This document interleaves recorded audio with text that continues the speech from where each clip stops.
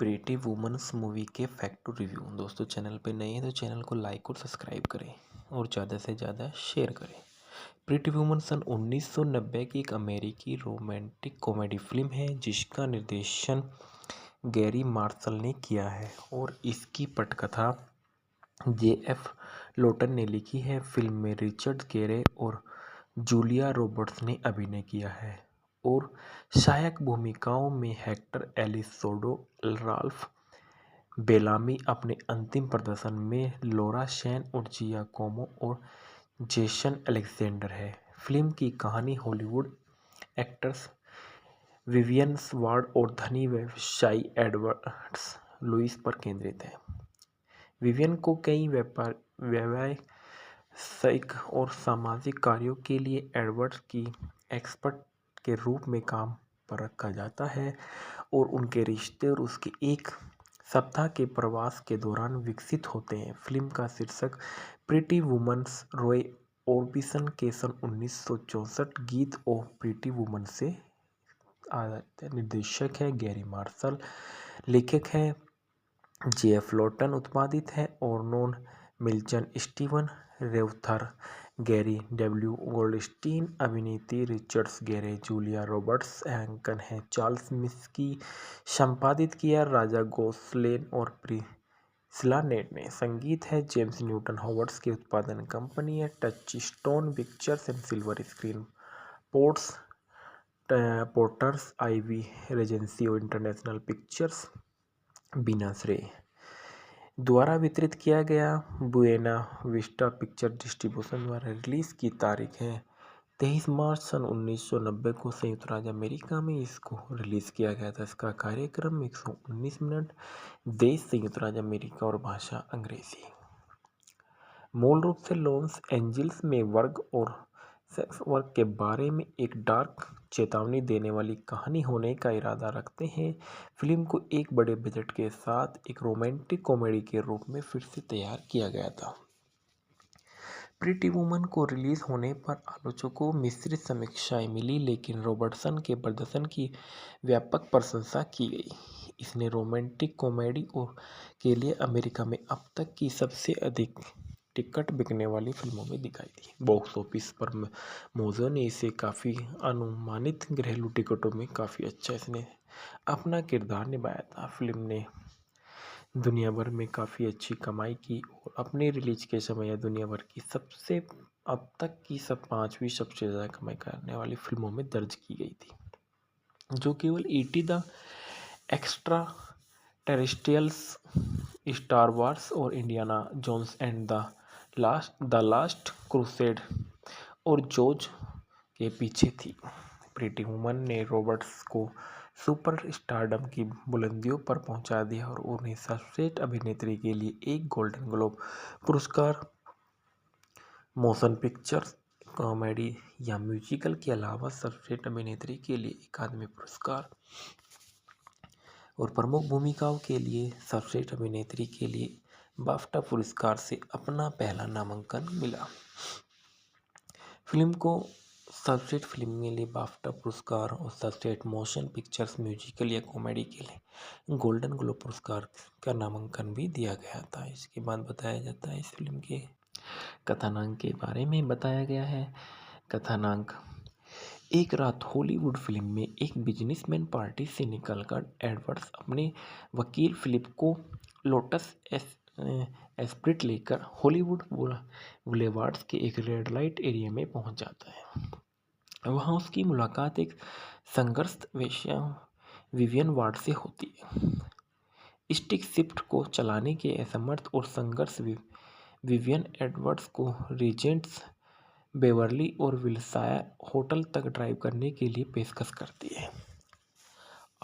आवेग में आकर वह उसे पूरी रात के लिए काम पर रख लेता है और शुरुआती असहजता के बावजूद उसे आकर्षक पाता है और उसके पेंटहाउस स्वीट में करते हैं। अगले दिन एडवर्ड्स विवियन से एक हफ्ते के लिए रुकने के लिए कहता है क्योंकि उसे जिस मोर्स की शिप बिल्डिंग कंपनी को खरीदने की कोशिश करते हुए कई व्यावसायिक कार्यक्रमों में भाग लेना था। बातचीत के बाद एडवर्ड्स और विवियंस को $3000 पर सहमत हो जाते हैं। वह उसे उचित कपड़े खरीदने के लिए पैसे देता है। हालांकि रेडियो ड्राइवर पर खरीदारी करने की कोशिश करते समय घमंडी और असभ्य सेल्सवुमन विवियन को दूर कर देती है। वह होटल मैनेजर बर्नी से सहायता मांगती है और वह अब स्केल स्टोर और सेल्स लेडी जेट को बहुत ज़्यादा दयालु और उसे उस शाम के बिजनेस डिनर के लिए कॉकटेल ड्रेस ढूंढने के लिए कहता है। बाद में बर्नी उसे टेबल शिष्टाचार सिखाता है। एडवर्ड विलियन के परिवर्तन से चकित होकर डिनर के समय वह विलियन को मॉर्स और उसके पोते डेविड के से मिलवाता है जो कंपनी को संभालने वाला है। मॉर्स उसे मोहित हो जाता है लेकिन अंततः डिनर ठीक से नहीं होता क्योंकि वे एडवर्ड्स को उनकी कंपनी को ख़त्म करने की योजना से नाखुश हैं। एडवर्ड ने बदलती हुई विवियन के सामने अपनी सारी बातें खोल दी। उसने अपने निजी और व्यावसायिक जिंदगी के बारे में विस्तार से बताया जिससे वह दिवंगत पिता कार्टर के साथ उसका बिगड़ा हुआ रिश्ता भी शामिल था। जब फिलिप को शक होता है कि विवियन एक कॉर्पोरेट जासूस है क्योंकि वह उसे पोलो मैच में डेविड मॉर्स से बात करते हुए देखता है तो एडवर्ड उनकी व्यवस्था के बारे में बताता है। विवाहित वकील बाद में एडवर्ड्स के जाने के बाद उसे अपनी सेवाओं के लिए बेशर्मी से प्रस्ताव देता है और वह एडवर्ड से इस तरह से उसे उजागर करने के लिए नाराज हो जाती है। वह माफ़ी मांगता है, यह स्वीकार करते हुए कि उसे विवियन के डेविड से बात करने से जलन हो रही थी और यह स्वीकार करता है कि उसकी सीधी सादी बातों पर उस पर सकारात्मक प्रभाव पड़ रहा है। एडवर्ड विवियन को निजी जेट के सैन फ्रांसिस्को ओपेरा में ला ट्रावियाटा देखने ले जाता है। यह एक वेश्या की कहानी है जो एक अमीर आदमी से प्यार करने लगती है। वह भावुक हो जाती है उसके साथ वह अपना मन करने का नियम तोड़ देती है। एडवर्ड के सो जाने पर विवियन कहती है कि वह उससे प्यार करती है। जैसे ही सप्ताह लगभग समाप्त होता है तो एडवर्ड विवियन को एक कंडोमिनियम और भत्ता दिलाने की पेशकश करता है और नियमित रूप से उससे मिलने का वादा करता है। हालांकि विवियन नाराज है, उसे लगता है कि वह उसके साथ एक वेश्या की तरह व्यवहार कर रहा है। वह अपनी बचपन की कल्पना बताती है और सफ़ेद घोड़े पर सवार शूरवीर द्वारा उसे बचाया जाता था।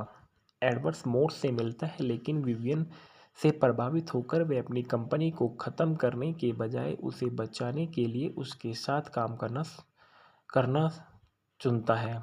इस बीच फिलिप एडवर्ड्स की इन नई दिशा में उसे बहुत नुकसान होने से क्रोधित होकर उससे भिड़ने के लिए बेवर्ली विल्शायर जाता है। हालांकि उसे विवियन मिल जाती है इसलिए एडवर्ड्स के बदलाव के लिए उसे दोषी ठहराते हुए अपने व्यापारिक निर्णय से नाराज होकर फिलिप उसे मारता है और उसका करने का प्रयास करता है। एडवर्ड्स आता है कि फिलिप को विवियन से अलग कर देता है और उसे घूंसा मार देता है और वहाँ से निकाल देता है। लॉस एंजिल्स में अपना व्यवसाय पूरा करने के बाद एडवर्ड्स विवियन से एक और रात उसके साथ रहने के लिए कहता है लेकिन केवल तब भी वह चाहे न चाहे इसलिए वह उसे पैसे दे रहा है। वह विनम्रता से मना कर देती है और उसे यह बताने के बाद चली जाती है। उसे लगता है कि उसके पास बहुत सारे विशेष उपहार हैं। विवियन सैन फ्रांसिस्को जाने के लिए सामान पैक करने के लिए अपने अपार्टमेंट होटल लौटती है ताकि उसे एक नई नौकरी मिल सके और वह अपनी हाई स्कूल की डिग्री पूरी कर सके। वह अपनी रूममेट और साथी सैकेटी की डी लुका को कुछ पैसे देती है और उसे बताती है कि उसमें बहुत संभावनाएं हैं कि वह यह काम छोड़ देती है और ब्यूटी क्लास में दाखिला ले जाती है। विवियन फिर अपने अपार्टमेंट में बस का इंतज़ार करती है और विवियन की अस्वीकृति कर एडवर्ड्स को अपने जीवन का पूर्ण मूल्यांकन करने के लिए प्रेरित करती है। इसलिए वह ड्राइवर को एयरपोर्ट के बजाय उसके अपार्टमेंट में भेज देती है और वह सफ़ेद लिमोजिन की एक सनरूफ में बाहर निकलता है और विवियन को बचाने के लिए फायर एस्केप पर चढ़ता है और बिल्कुल उसके बचपन की कल्पना से शूरवीर की तरह, जब तक कि वह उससे पूछता है कि शूरवीर द्वारा उसे बचाने के बाद क्या होता है, तो वह जवाब देती है कि उसे वापस बचाती है और उसे चूम लेती है। ढालना में देखा गया प्रारंभिक क्रेडिट के अनुसार Richard Gere Edward Lewis New York का एक अमीर कॉरपोरेट लुटेरा जो विवियन को एक सप्ताह के लिए अपने अंगरक्षक नियुक्त करता है। जूलिया रॉबर्ट्स विवियन एवार्ड्स का एक स्वतंत्र विचारों वाली हॉलीवुड वेश्या है। राल्फ बेलामी जिम मोर्स और मोर्स इंडस्ट्रीज के मालिक एक संकटग्रस्त जहाज निर्माण कंपनी जिसे एडवर्ड अपने नियंत्रण में लेने की योजना बना रहा है। जेसन अलेक्जेंडर फिलिप स्टकी एडवर्ड्स के संवेदनशील वकील हैं। हेक्टर एलिजोडो बर्नार्ड बर्नी और थॉमसन प्रतिष्ठी के एक नरम दिल होटल प्रबंधक है। लोरा सैन गियाकोमो किड्डी लुका विवियन की व्यंग्यात्मक बुद्धिमान सबसे अच्छी दोस्त और रूममेट है जिसने उसे वेश्यावृत्ति का धंधा सिखाया था। एलेक्स हाइड वाइट और डेविड मोर्स जिम मोर्स के पोते जिन्हें मोर्स की जगह निर्माण कंपनी को संभालने के लिए तैयार किया जा रहा था। एमी यासबेक एलिजाबेथ एस्टकी फिलिप की पत्नी है। एलिनोर डोन्हू बिर्जनेट बार्नी और थॉमसन की दोस्त जो अपनी महिलाओं के कपड़े की दुकान में काम करती है। John David Carson mark road Edward के कार्यालय में एक व्यवसायी है। जूडिथ बाल्डविन सुसान के रूप में एडवर्ड की पूर्व गर्लफ्रेंड में से एक, जिससे वह फिल्म की शुरुआत में फिल्म की पार्टी में मिलता है और उसने हाल ही में शादी की है। एक और एडवर्ड्स की सचिव दुल्हन की सहेली थी। Patrick Richwood night elevator operator और Dennis James Patrick Stuart Dennis Rolands de Belhoff है। डे यंग एक कपड़े की दुकान में एक घमंडी सेल्स वूमन के रूप में है। सैलरी मिलर मिस्टर होलिस्टर एक कपड़े की दुकान के प्रबंधक जहां विवियन अपने नए कपड़े खरीदती है। होप आजारिया जासूस के रूप में फिल्म डेब्यू किया गया। जेसन रेडल का जादूगर के रूप में उत्पादन में देखा गया।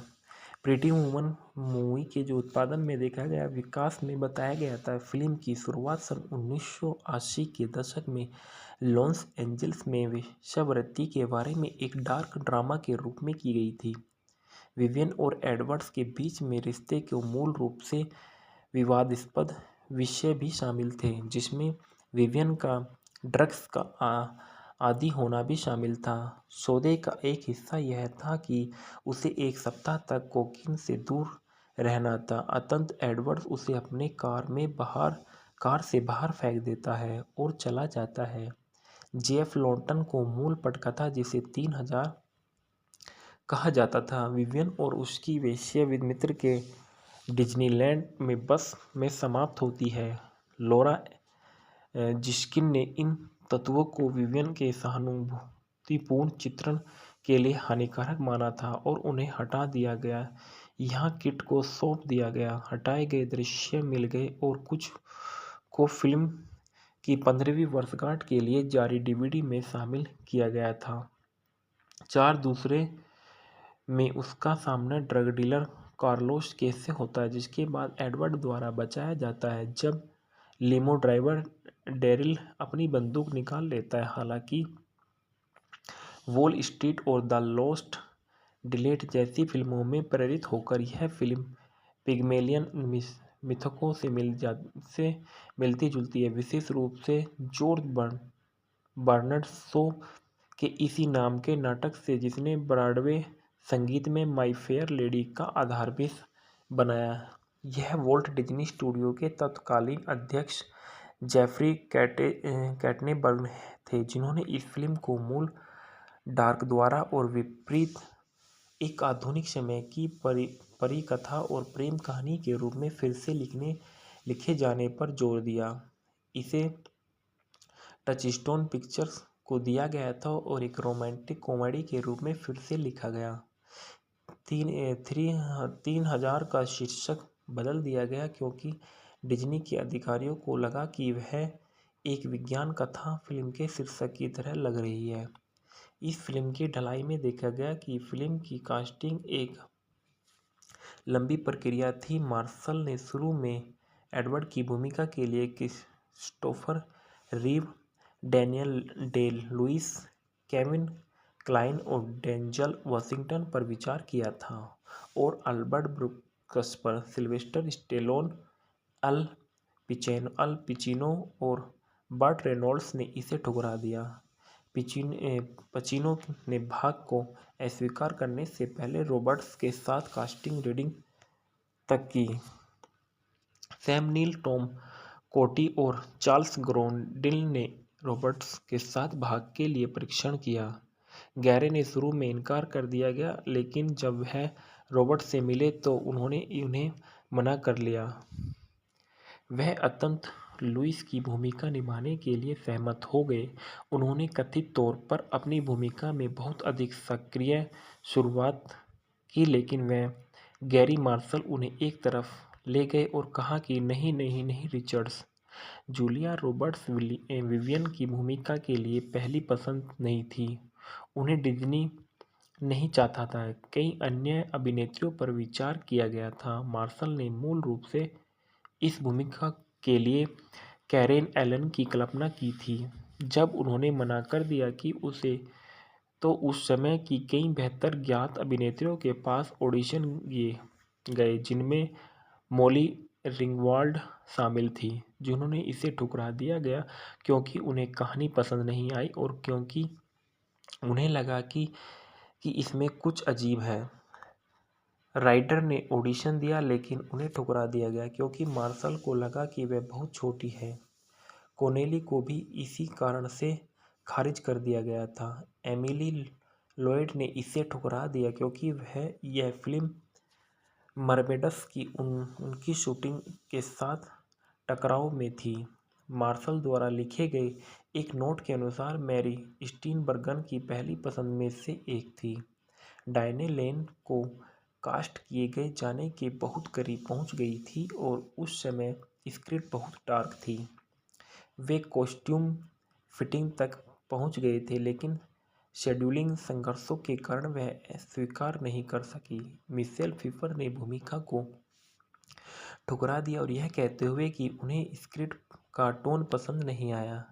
डैरिल हन्ना पर भी विचार किया गया था, लेकिन उनका मानना था कि यह भूमिका महिलाओं के लिए अपमानजनक थी। विवेरिया गोलिनो का विचार किया गया था, लेकिन उनके मोटे इतालवी उच्चारण के कारण उन्हें नहीं चुना गया और जेनिफर जेसन लेह ने ऑडिशन दिया। ली थॉम्पसन ने भूमिका के लिए असफल ऑडिशन दिया क्योंकि उन्हें लगा कि फिल्म का एक ड्रामा है। जब सभी अन्य अभिनेत्रियों ने भूमिका को ठुकरा दिया तो 21 वर्षीय जूलिया रॉबर्ट्सन ने अपेक्षाकृत अज्ञात थी ने केवल स्लीपर हिट और मिस्टिक पिज़्ज़ा सन 1988 में अब तक की रिलीज हुई और स्टील मैग्नीशियम सन 1989 के साथ उसके लिए उन्हें सर्वश्रेष्ठ सहायक अभिनेत्री के लिए अकादमी पुरस्कार से भी नामांकित किया गया था। विवियन की भूमिका निभाई, इसके उनके प्रदर्शन ने उन्हें स्टार बना दिया। मूल पटकथा के लेखक J.F. लोटर ने सुझाव दिया कि गैरे और रॉबर्ट की केमिस्ट्री के कारण फिल्म को अत्यंत सुखद अंत दिया गया था। जेम्स मोर्स की भूमिका निभाने वाले अनुभवी अभिनेता राल्फ बेलामी 1991 में अपनी मृत्यु से पहले अपने अंतिम अभिनय प्रदर्शन में दिखाई देते थे। जेसन अलेक्जेंडर, जिन्हें हाल ही में सिनफील्ड ने अनाड़ी जॉर्ज और कोर्टेजा की भूमिका के लिए चुना गया था, जो फिलिप स्टकी के रूप में लिया गया था, और सिनफील्ड के बाद के सीजन में प्रिटी वुमन की एक VHF कॉपी सिनफील्ड के अपार्टमेंट में दिखाई देगी, जो फिल्म के अलेक्जेंडर की भागीदारी के लिए भी श्रद्धांजलि है। फिल्माने में बताया गया कि फिल्म का बजट $14 मिलियन का था, इसलिए निर्माता कई स्थानों पर शूटिंग कर चुके थे। अधिकांश फिल्मांकन लॉस एंजल्स और कैलिफोर्निया के विशेष रूप से बेवर्ली हिल्स में और बर्बैंक और वॉल्ट डिज्नी स्टूडियो को साउंड स्टेज के अंदर हुआ। एस्केरगोट रेस्तरां और वोल्ट एयर की शूटिंग ओरेक्स की रेस्तरां में की गई थी, जिसे अब शिकागो कहा जाता है। बेवर्ली हिल्सायर होटल लॉबी में सेट किए गए दृश्यों को लॉस एंजल्स के एक एम्बेसडर होटल में शूट किया गया था। फिल्मांकन 24 जुलाई सन 1989 को शुरू हुआ, लेकिन तुरंत समस्याओं से ग्रस्त हो गया। इनमें फेरारी और पोर्शे द्वारा एडवर्ड्स द्वारा चलाई गई कार के लिए उत्पाद और प्लेसमेंट के लिए अवसर को अस्वीकार करना शामिल था। दोनों ही फर्म व्यवसायों के साथ जुड़ना नहीं चाहते थे। लोटस कार्स ने प्लेसमेंट मूल्य देखा और एक सिल्वर सन 1989 में 1/2 एस्प्रिट्स एइस जिसके बाद बेच दिया गया। शूटिंग के आमतौर पर सुखद आसान अनुभव थी, क्योंकि बजट व्यापक था और शूटिंग शेड्यूल तंग नहीं था। उस दृश्य की शूटिंग करते समय जहां विवियन एडवर्ड्स के पेंटहाउस के फर्श पर लेटी हुई थी और आई लव लूसी के पुनः प्रसारण देख रही थी, मेरी और गैरी मार्शल को उसे हंसाने के लिए रॉबर्ट्स के पैरों में गुदगुदी करनी थी पड़ी। वह दृश्य जिसमें गैरी ने अपनी उंगलियों पर एक आभूषण के डिब्बे का ढक्कन चंचलता से मारा था, उसे सुधारा गया और उसकी हैरान हंसी वास्तविक थी। विवियन ने ओपेरा में जो लाल पोशाक पहनी थी, उसे अब तक की सबसे अविस्मरणीय पोशाक में सूचीबद्ध किया गया था।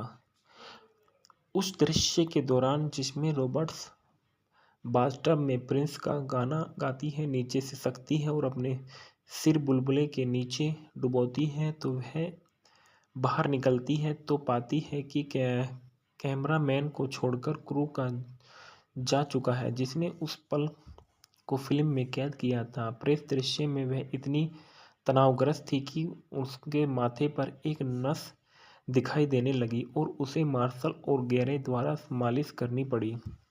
उन्हें पित्ती की समस्या भी हो गई और फिल्मांकन फिर से शुरू होने तक उनकी त्वचा को शांत करने के लिए कैलामाइल लोशन का इस्तेमाल किया गया।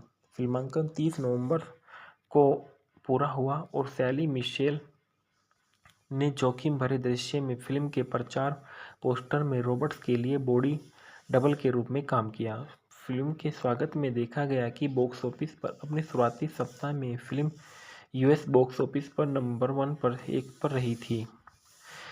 इसमें बताया गया है कि इस फिल्म ने काफ़ी अच्छा किरदार निभाने के साथ साथ बहुत अच्छी कमाई भी की और ये टॉप 10 फिल्मों में भी रही है। यह संयुक्त राज्य अमेरिका और कनाडा और में वर्ष की चौथी सबसे अधिक कमाई करने वाली फिल्मों में शामिल हुई और दुनिया भर में तीसरी सबसे अधिक कमाई करने वाली फिल्मों में इसका नाम दर्ज किया गया। यह फिल्म डिज्नी में अब तक की सबसे अधिक कमाई करने वाली फिल्म थी, जिसने three man and A baby को पीछे छोड़ दिया था। डिज्नी की सबसे अधिक कमाई करने वाली आर स्टेट रिलीज बनी हुई थी। अहमियत भरा जवाब में देखा गया प्रेटी वुमन को आलोचकों में मिश्रित समीक्षाएं मिली। समीक्षा एग्रीगेटर रोटेन टमाटोज पर फिल्म को 77 समीक्षाओं के आधार पर 66% की स्वीकृति रेटिंग मिली और जिसकी औसत रेटिंग 6.0/10 थी। वेबसाइट की आलोचनात्मक सहमति बताती है कि प्रीटी वुमन एक यूपी फंतासी हो सकती है, लेकिन फिल्म की शानदार कॉमेडी साउंडट्रैक और कास्टिंग गलतफहमी को दूर कर सकती है। मेटाक्रिटिक पर 18 आलोचकों के आधार पर फिल्म को 100 में से 51 का भारित औसत का स्कोर मिला, जो मिश्रित या औसत समीक्षा दर्शाता है। सिनेमा स्कोर द्वारा सर्वेक्षण के लिए दर्शकों ने फिल्म को A+ से F पैमाने पर A का औसत ग्रेड दिया।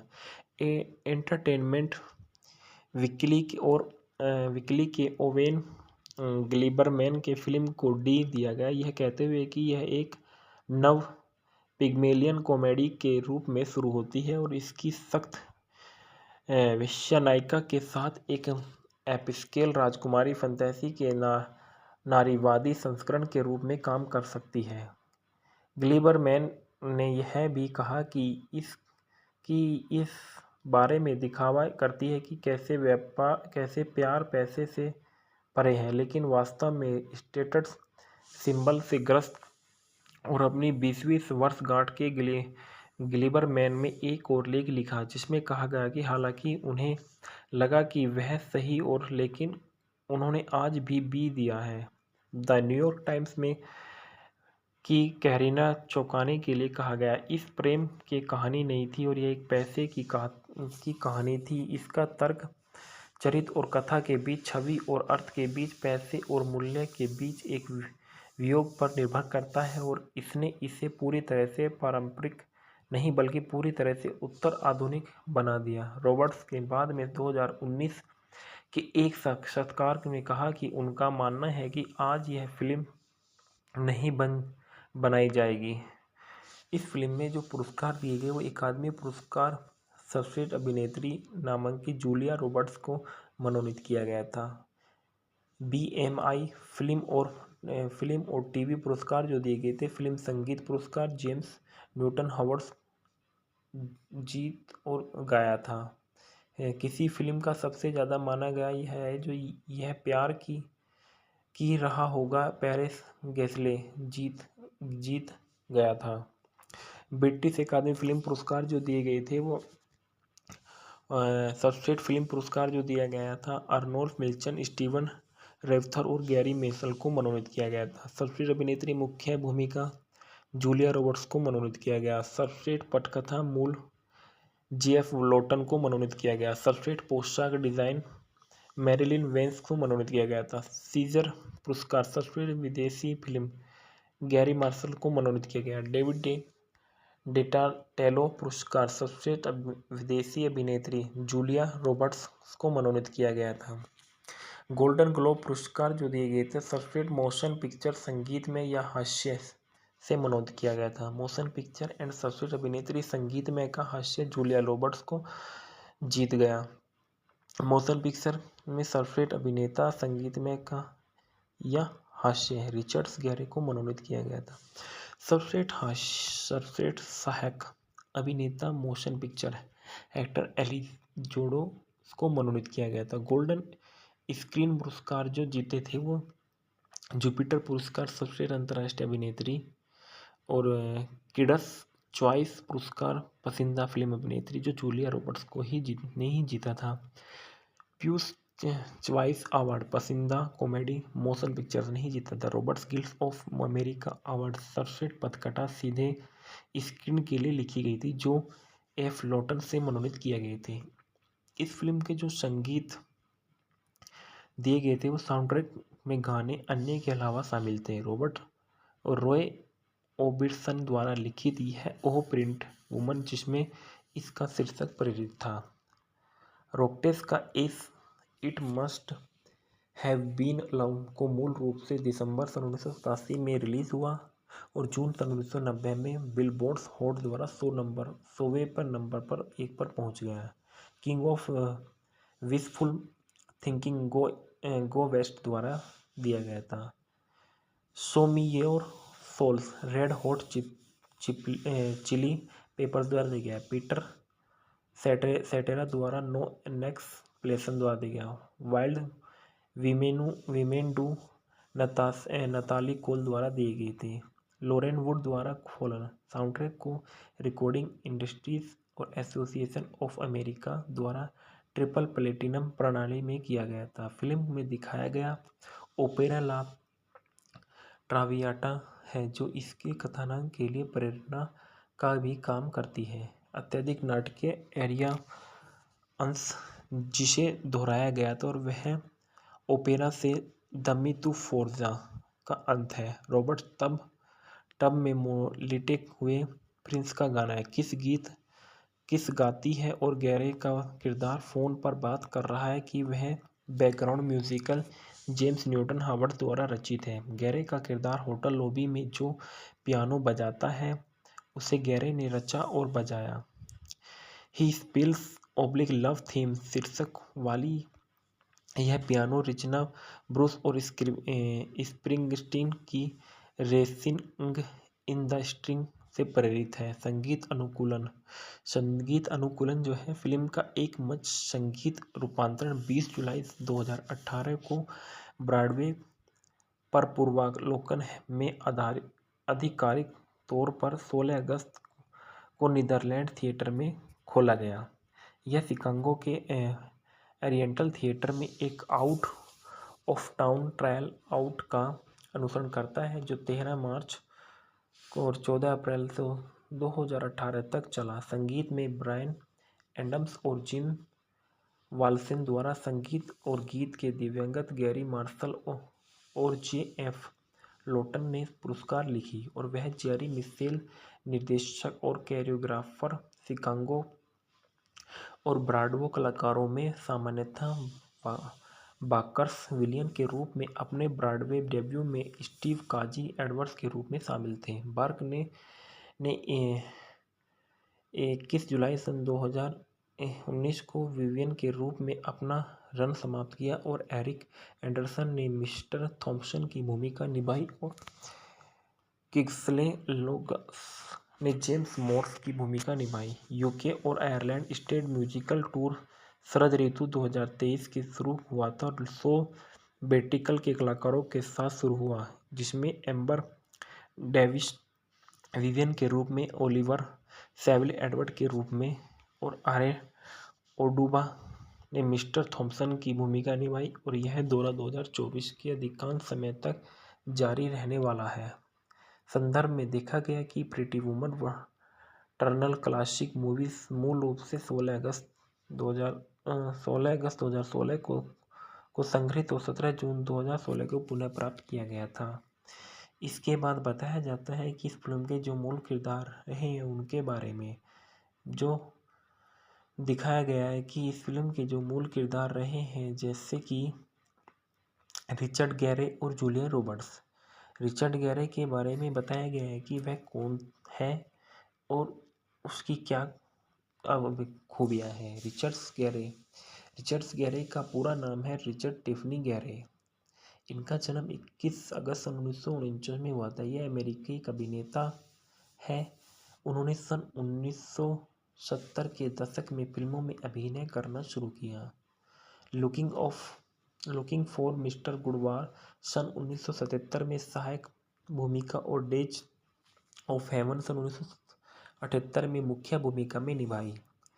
वह फिल्म अमेरिका जिंगालो में सन 1980 में अपनी भूमिका से प्रमुखता में उन्होंने एक प्रमुख पुरुष और प्रतीक के रूप में स्थापित किया। उनकी अन्य फिल्मों में से एक ऑफिसर एंड ए जेंटलमैन सन 1982 में, द कोटल क्लब सन 1984 में, नो मार्सी सन 1986 में, प्रीटी वुमन सन 1990 में, सोम रसबी सन 1993 में और इंटरसेक्शन सन 1994 में, फर्स्ट नाइट सन 1995 और 2004, आई एम नॉट देयर 2007 और अर्बिटेज 2012 और नॉर्मन 2016। संगीत में शिकागो 2002 में बिली फिलिन की भूमिका निभाने के लिए उन्हें गोल्डन ग्लोब पुरस्कार भी जीता था।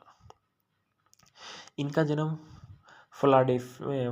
फिलाडेल्फिया और पेनसिल्वेनिया अमेरिका में हुआ था। इनका पेशा अभिनेता और सक्रिय सन 1969 से लेकर वर्तमान तक है। इनके जीवन साथी सिंडी क्रॉफोर्ड से इनका विवाह सन 1991 में हुआ और सन 1995 में फिर इनका विवाद हुआ। फिर इन्होंने कैरी लोवेन से 2002 में शादी की। उसके बाद इन्होंने अलेक्जेंड्रा सिल्वा से 2018 में शादी की। इनके 3 बच्चे थे। इनके प्रारंभिक जीवन और शिक्षा के बारे में देखा गया है। गैरे का जन्म फिलाडेल्फिया में 31 अगस्त 1949 को हुआ था। वे गृहिणी डेरिस एन के सबसे बड़े बेटे और दूसरे बच्चे थे।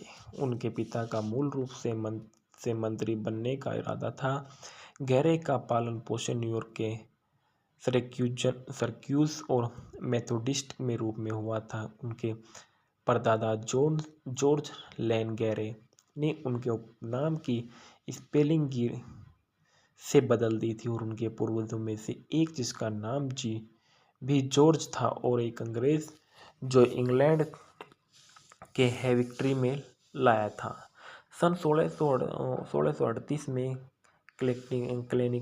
क्लेनिकटिकल कॉलोनी में बस गया था। और उनके पूर्वजों में जॉन विलिंगटन, विलियम्स ब्रूस्टर और फ्रांसिस ईटन और फ्रांसिस कुक, डेगोरी प्रीट्स, जॉर्ज सोले और रिचर्ड वूड जैसे तीर्थयात्री शामिल हैं।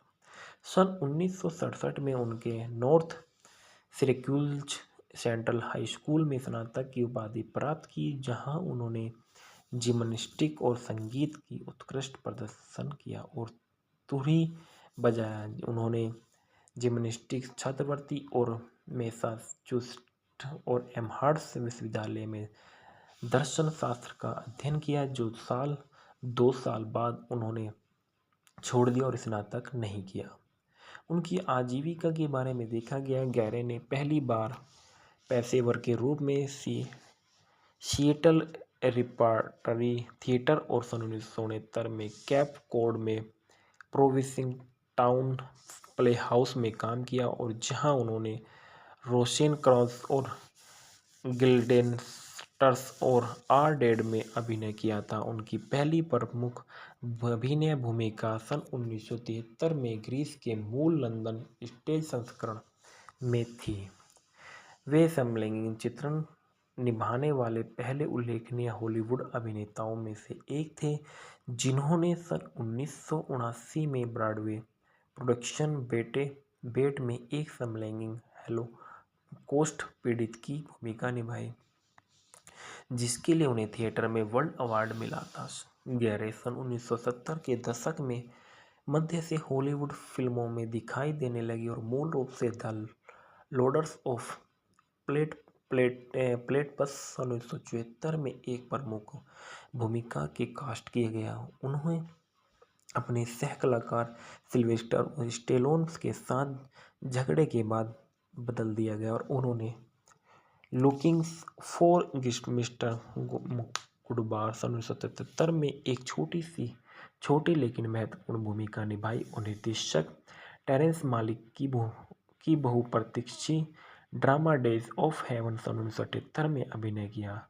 क्राइम ड्रामा अमेरिकन्स जिगोलो सन 1980 में उनकी प्रोफाइल की काफ़ी बढ़ावा दिया गया और romantic drama an officer and agent man सन 1982 ने गैरे की स्टारडम की चढ़ाई को मजबूत किया, जिसने लगभग $130 मिलियन की कमाई की और 6 नामांकनों में से 2 अकादमी पुरस्कार जीती। और गैरे को स्वयं अपना पहला गोल्डन ग्लोब इंटरनल अफेयर सन 1990 में प्रीटी वुमन सन 1990 में रिलीज के साथ उनके कैरियर की उछाल आया, जिसके बाद वाले ने उन्हें अपना दूसरा गोल्डन ग्लोब अवार्ड नामांकन किया और सोमरसबी सन 1993 में और प्राइमल फियर सन 1996 में, रनवे ब्राइड सन 1999 में, जिसके लिए उनकी प्रीटी वुमन को स्टार जूलिया रॉबर्ट के साथ फिर से जोड़ा गया था, सहित कई सफल फिल्मों में से अभिनय किया गया। उन्होंने एक्शन थ्रिलर द जेकल सन 1997 में भी प्रमुख भूमिका निभाई, जिसमें उन्होंने पूर्व IRA का आतंकवादी डेक्कन मुल्कीवन की भूमिका निभाई थी और गैरे ने इस भूमिका के लिए आयरिश लहजे का इस्तेमाल किया गया था। गैरे को सन 1999 में पीपल पत्रिका का एक सेक्सिएस्ट मैन अलाइव नामांकित किया गया था। उसके कुछ समय बाद उसी वर्ष वह हिट फिल्मों द मोथमैन प्रोफेसीज 2002 में अनफेथफुल 2002 में अकादमी पुरस्कार विजेता संगीत में फिल्म रूपांतरण शिकागो 2002 में दिखाई दिए, जिसके लिए उन्होंने अपना पहला गोल्डन ग्लोब पुरस्कार जीता। और गैरे की ballroom dancing drama Shall We Dance 2004 में एक ठोस प्रदर्शन था जिसने दुनिया भर में $170 मिलियन की कमाई की। उनकी अगली फिल्म बुक टू स्क्रीन रूपांतरण की भी सीजन 2005 का एक व्यावसायिक विफलता थी। गैरे ने द हंटिंग पार्टी के बाद में क्रिश्चियन बेल, हीथ लेजर के कैट ब्लैंचेट के साथ टॉम हैंक्स के बॉब डायलन की पर आधारित अर्धजीवनी film I am not there 2007 में नजर आए और गैरे उन 6 अभिनेताओं में से एक थे जिन्होंने डायलन के अलग अलग रूप को दर्शाया। उन्होंने रोमांटिक ड्रामा नाइट्स इन रोडांथे 2008 में डायने लेन के साथ एक सह अभिनय किया। फिल्म को आलोचकों द्वारा व्यापक रूप से खराब किया गया था, लेकिन दुनिया भर में इसे 84 मिलियन से अधिक की डॉलर की कमाई की। उनकी यह सबसे हाल की फिल्म जिसे पूरी तरह से एक प्रमुख फिल्म स्टूडियो द्वारा निर्मित किया गया था। गैरे ने यह विश्वास व्यक्त किया कि प्रमुख हॉलीवुड स्टूडियो के लिए एक महत्वपूर्ण वित्तीय संसाधन चीन के बारे में उनकी राजनीति ने उन्हें हॉलीवुड के भीतर अवांछित बना दिया। उन्होंने हॉलीवुड से अपने स्पष्ट निर्वासन को अपनाया और उसके बजाय स्वतंत्र फिल्मों में दिखाई दिए, जिन्हें उनके कैरियर की कुछ सर्वश्रेष्ठ समीक्षाएं मिली। आर्बिट्रेज में व्यवसायी रॉबर्ट मिलर का चित्रण करने के लिए विशेष रूप से चुना गया, जिसने उन्हें चौथा गोल्डन ग्लोब पुरस्कार नामांकन अर्जित किया और कई सकारात्मक समीक्षाओं में रोलिंग स्टोन और पीटर ट्रेवक्स ने गैरे के प्रदर्शन को अनदेखा कर दिया और बहुत अच्छा और एक विस्फोटक दौरा के रूप में उद्धृत किया गया। इसके अलावा 2012 में उन्हें हैम्पटन इंटरनेशनल फिल्म फेस्टिवल में लाइफ टाइम अचीवमेंट के लिए गोल्डन स्टारफिश अवार्ड और हॉलीवुड फिल्म अवार्ड से कैरियर में अचीवमेंट अवार्ड मिला। गैरे ने जोसेफ सीडर की राजनीतिक ड्रामा नॉर्मन 2016 के एक अपने पारंपरिक स्क्रीन व्यक्तित्व में एक उल्लेखनीय प्रस्थान किया। फिल्म में उन्होंने नॉर्मन ओपेरटाइन पर भूमिका निभाई, जो एक छोटे मोटे यहूदी फिक्सर थे। गैरे ने खुद एक किरदार को हमारे उन पक्षों का प्रतीक बताया कि जिन्हें हम जानते थे वे कष्टप्रद और जरूरतमंद हैं। ओपेनहाइमर में उनके चित्रण को रोजर हर्बर्ट और .com द्वारा लगातार पूरी तरह से आकर्षक कहा गया और इसे वैरायटी द्वारा एक योग्य अकादमी पुरस्कार दावेदार के रूप में चुना गया। गैरे एक निपुण संगीतकार थे जिन्होंने प्रिटी वुमन्स, पियानो और थीम और रनवे ब्राइड्स की गिटार सोलो की रचना की और प्रदर्शन किया। इन्होंने शिकागो में एक वकील बिली फ्लिन की भूमिका के लिए टैप डांस सीखा और in officer and the a gentleman के लिए कराटे सीखे। कई फिल्म समीक्षाओं में मीडिया और आउटलेट्स के गैरे को उन सर्वश्रेष्ठ अभिनेताओं में से एक बताया गया जिन्होंने कभी अकादमी पुरस्कार नामांकन नहीं मिला। राजनीतिक विचार और सक्रियता में बताया गया कि गैरे नियमित रूप से निर्वासित तिब्बती सरकार के मुख्यालय धर्मशाला जाते थे और वे तिब्बत में मानवाधिकारों के पक्षधर में तिब्बत हाउस यूएस के सह संस्थापक, गैरे फाउंडेशन निर्माता और तिब्बत के लिए अंतर्राष्ट्रीय अभियान के निदेशक मंडल के अध्यक्ष हैं। चूंकि वे तिब्बती स्वतंत्रता आंदोलन का समर्थन करते हैं, इसलिए उन्हें चीन में प्रवेश करने पर स्थायी रूप से प्रतिबंध लगा दिया गया है। सन 1993 में गैरे को अकादमी पुरस्कार प्रस्तुतकर्ता बनने में प्रतिबंध कर दिया गया था क्योंकि उन्होंने नामांकन की घोषणा करते समय चीनी सरकार की निंदा की थी। सितंबर 2007 में गैरे ने तिब्बत को स्वतंत्र बनाने के लिए चीन पर दबाव डालने के लिए 2008 में बीजिंग ओलंपिक खेलों के बहिष्कार का आह्वान किया और उन्होंने लोन्सिया डेल्टा की विशेषता वाले एक फ्री तिब्बत थीम वाले लोन्सिया और विज्ञापन में अभिनय किया। 27 जून सन 2011 को उन्होंने इंडोनेशिया के बैरोबुद्दूर मंदिर में ध्यान किया। वह सक्रिय रूप से सर्वाइन इंटरनेशनल का समर्थन करते थे, जो दुनिया भर की एक आदिवासी लोगों की अधिकारों की भूमिका की रक्षा के लिए समर्पित संगठन है।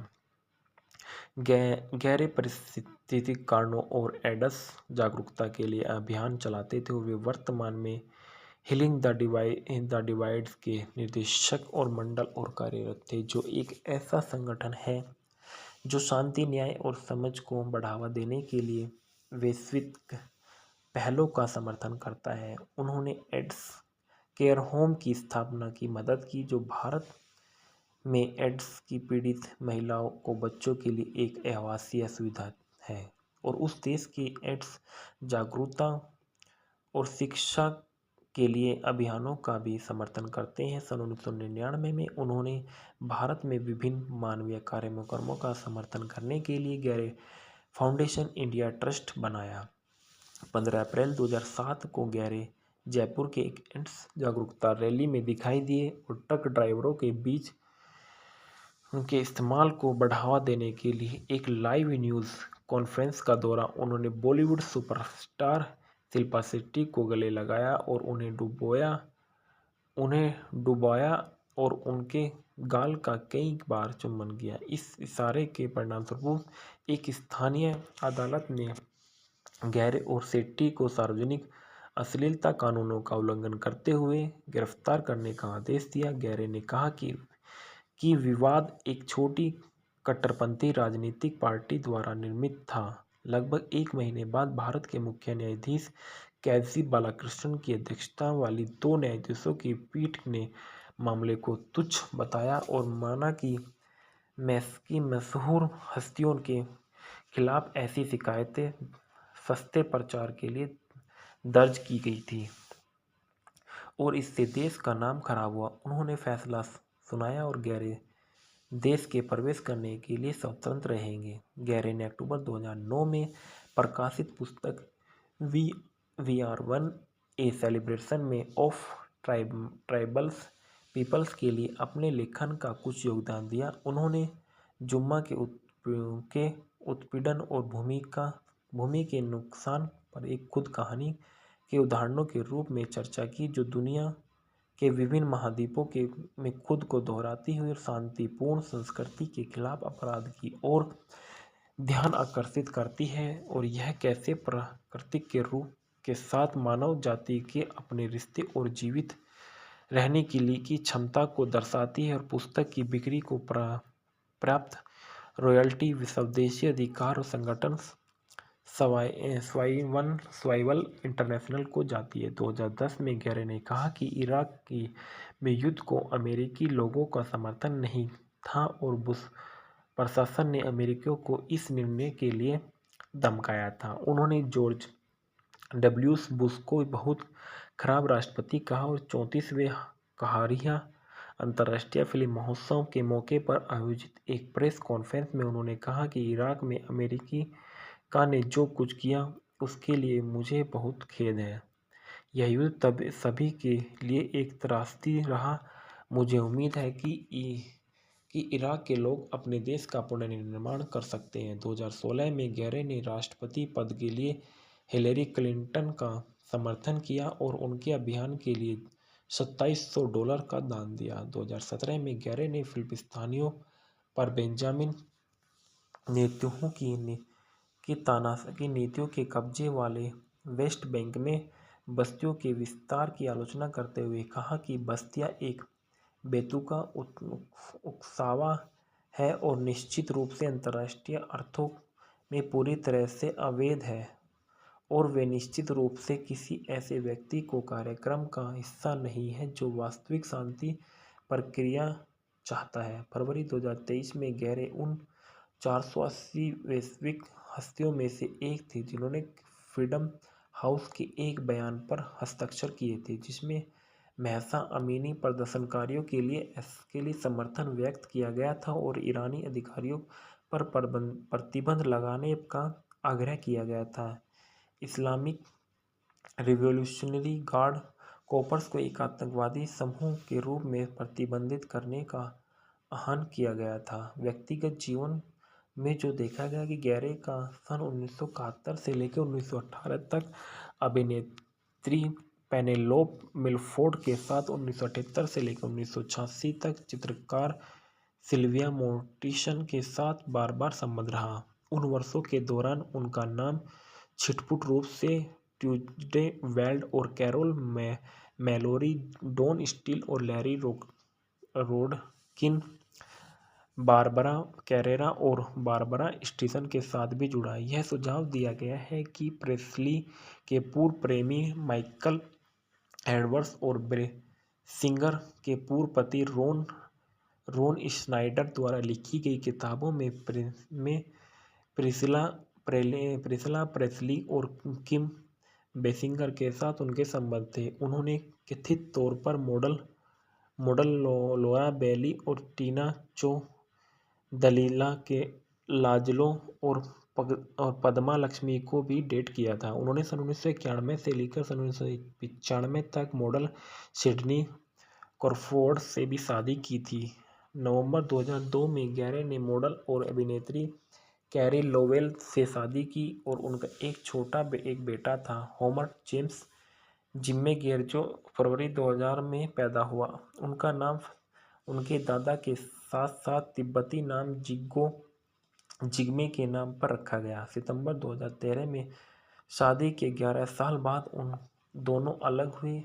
उन्होंने न्यूयॉर्क काउंटी सुप्रीम कोर्ट में अत्यधिक विवादित तलाक की कार्रवाई में 3 साल बिताए। अक्टूबर 2016 के में मामले को निपटाया गया और अप्रैल 2018 में शुरुआत में गैरे ने स्पेनिश कार्यकर्ता अलेजंद्रा सिल्वा से शादी की। अगस्त सन 2018 में उन्होंने घोषणा की कि वे अपने पहले बच्चे की उम्मीद कर रहे थे। उनके बेटे अलेक्जेंडर का जन्म फरवरी 2019 में हुआ था और अप्रैल 2020 में उनके दूसरे बेटे के नाम की सूचना मिली। बौद्ध धर्म में गैरे की रुचि तब शुरू हुई जब वह 20 के दशक में थे। उन्होंने सबसे पहले क्योजान जोशु और सास्की के अधीन जैन बौद्ध धर्म और का अध्ययन किया। 5 या 6 साल तक जैन का अध्ययन करने के बाद वह और ब्राजीलियाई चित्रकार सिल्विया मोर्टिस सन 1978 में नेपाल हुए गए, जहां उन्होंने कई तिब्बती भिक्षुओं और लामाओं से मुलाकात की। इसके बाद उन्होंने भारत में 14वें दलाई लामा की मुलाकात की और एक भाष्यशील तिब्बती बौद्ध और दलाई लामा के सक्रिय समर्थन बन गए। फरवरी 2023 में गैरे को मेक्सिको के नुवो वाल्टना में एक पारिवारिक छुट्टी के दौरान निमोनिया का पता चला और उन्होंने अस्पताल में भर्ती कराया गया। उनकी पत्नी ने बताया कि वे अपनी बीमारी से पूरी तरह से ठीक हो गए हैं और गैरे को अक्सर प्रसिद्ध शाकाहारियों की सूची में शामिल किया गया, हालांकि वह किसी भी तरह से कोई स्पष्ट साबित नहीं थे। पुरस्कार सन 1995 में गैरे को 19वें मॉस्को अंतर्राष्ट्रीय फिल्म महोत्सव में जूरी के अध्यक्ष थे। 2012 में 17 मई को अल्बानियाई राष्ट्रपति बामिर टोपे ने गैरे को आधार पदक से सम्मानित किया और इस प्रसिद्ध पत्र में साथ आभार में सम्मान के साथ विश्व कला के उत्कृष्ट व्यक्ति, महान मानववादी और मानव अधिकारों की सुरक्षा के लिए कार्यकर्ता, जिन्होंने अमेरिकी जनता को अगवा कराया कि अमानवीय अपराध कोसोवो में जातीय सफाई सन 1999 में अल्बानियाई नागरिक आबादी के खिलाफ सर्बियाई सैन्य मशीन में अपनी भूमि पर रह सके। 16 फरवरी 2012 को जॉर्ज ईस्टमैन संग्रहालय गैरे को फिल्म की कला में विशिष्ट योगदान के लिए जॉर्ज ईस्टमैन के पुरस्कार से सम्मानित किया गया था। इसके बाद बताया जाता है कि जिसके संदर्भ में दिया गया कि एलन सल्स अन्य लेखन के से हाउ एज में नेशनल लाइब्रेरी और service for the blind and physically handicapped library of Congress में दिखाई दी। इसके बाद बताया जाता है कि प्रीटी वुमन के जो दूसरे जूलिया रॉबर्ट्स के बारे में। जूलिया रॉबर्ट्स का पूरा नाम जूलिया फियोना रॉबर्ट्स था। इनका जन्म 28 अक्टूबर सन 1967 को हुआ। यह एक अमेरिकी अभिनेत्री हैं। विभिन्न शैलियों की फिल्मों में उनकी प्रमुख भूमिकाओं के लिए जानी जाने वाली उन्हें कई पुरस्कार मिले, जिनमें अकादमी पुरस्कार, एक ब्रिटिश अकादमी पुरस्कार और 3 गोल्डन ग्लोब पुरस्कार भी शामिल है। जिन फिल्मों में उन्होंने अभिनय किया था, उन्होंने वैश्विक स्तर पर कुल मिलाकर $3.9 मिलियन से भी अधिक की कमाई की, जिससे वह हॉलीवुड की सबसे अधिक बैंकेबल स्टार बन गई। मिस्टिक पिज़्ज़ा सन 1988 में और स्टील मैग्नीशियम सन 1989 में दिखाई देने वाली शुरुआती सफलता के बाद रॉबर्ट्स ने खुद को एक अग्रणी अभिनेत्री के रूप में स्थापित किया, जब उन्होंने सबसे अधिक कमाई करने वाली रोमांटिक कॉमेडी प्रीटी वुमन सन 1990 में भूमिका निभाई थी। इनका जन्म स्मिर्ना, जॉर्जिया, अमेरिका में हुआ था। Alma matter Georgia state university से किया। पेशा अभिनेत्री और इनकी जो सक्रिय वर्ष थी सन 1980 से लेकर वर्तमान तक है। काम करने की सूची, इन्होंने काफ़ी फिल्मोग्राफी में काम किया। जीवन साथी लाइल लेविट से इनकी शादी सन 1993 में हुई। इसके बाद इन्होंने डैनियल मोडेर से सन 2002 में शादी की। रिश्तेदार इनके एरिक रॉबर्ट्स इनका भाई है और एम्मा रॉबर्ट्स इनका भतीजी। उन्होंने सन 1990 में दशक में कई व्यावसायिक रूप से सफल फिल्मों में अभिनय किया, जिनमें romantic comedy my best friend's wedding सन 1997 में, नॉटिंग हिल सन 1999 में और रनवे ब्राइड्स सन 1999 में शामिल हैं। उन्होंने जीवनी नाटक एरिन ब्रोकोविच 2000 में और शीर्षक भूमिका निभाने के लिए उन्होंने सर्वश्रेष्ठ अभिनेत्री का अकादमी पुरस्कार भी जीता। रॉबर्ट्स ने अगले दशकों में ओशियन 11 2001 में, ओशियन 12 2004 में, चार्ली विल्सन वॉर 2007 में, वैलेंटाइन डे 2010 में, ईट वे प्राइवल 2010 में अगस्त में और ओसोस काउंटी 2013 में, वंडर 2017 और टिक टू पैराडाइज 2022 में और लिव द वर्ल्ड बिहाइंड 2023 के साथ अधिक फिल्मी सहायता हासिल की। रॉबर्टसन को HBO television film the normal heart 2014 के लिए एक प्राइम टाइम एमी अवार्ड के लिए नामांकित भी मिला था। उन्होंने अमेज़न प्राइम वीडियो मनोवैज्ञानिक थ्रिलर सीरीज होमकमिंग 2018 में पहले सीजन में अपनी पहली नियमित टेलीविज़न श्रृंखला निभाई और स्टार्स राजनीतिक समिति श्रृंखला गैसलिटी 2022 में मार्था मिशेल द्वारा किरदार निभाया गया था। फिल्म के अलावा रॉबर्ट्स प्रोडक्शन अपनी कंपनी रेड ओम फिल्म चलाती थी, जिसके माध्यम से उन्होंने विभिन्न परियोजनाओं के लिए कार्यकारी निर्माता के रूप में काम किया, जिसमें उन्होंने अभिनय किया कि साथ ही साथ अमेरिकन गर्ल फ्रेंचाइजी की पहली 4 फिल्में 2004 से 2018 के लिए थी। उन्होंने 2009 में लेकोमो के एक वैश्विक राजदूत के रूप में काम किया। वह सन 1990 के दशक में अधिकांश समय और सन 2000 के दशक के पहले भाग में दुनिया की सबसे अधिक भुगतान पाने वाली अभिनेत्री थी। उन्हें एरिन ब्रोकोविच 2000 में और मोनालिसा इस्माइल 2003 में अपनी भूमिका के लिए क्रमशः $20 मिलियन और $24 मिलियन की भूमिका मिली और 2020 तक रॉबर्ट्स की कुल संपत्ति $240 मिलियन होने का अनुमान लगाया जाता था। प्रारंभिक जीवन और परिवार के बारे में बताया गया है कि जूलिया फियोना रॉबर्ट्स का जन्म 28 अक्टूबर सन 1967 को अटलांटा के एक उपनगर से स्मिर्ना, जॉर्जिया में हुआ था। बेटी लू ब्रैडमैन और वाल्टर ग्रेटी रॉबर्ट्स के घर हुआ था। वह अंग्रेजी, स्कॉटिश, आयरिश, वेल्श, जर्मन और स्वीडिश मूल की थी।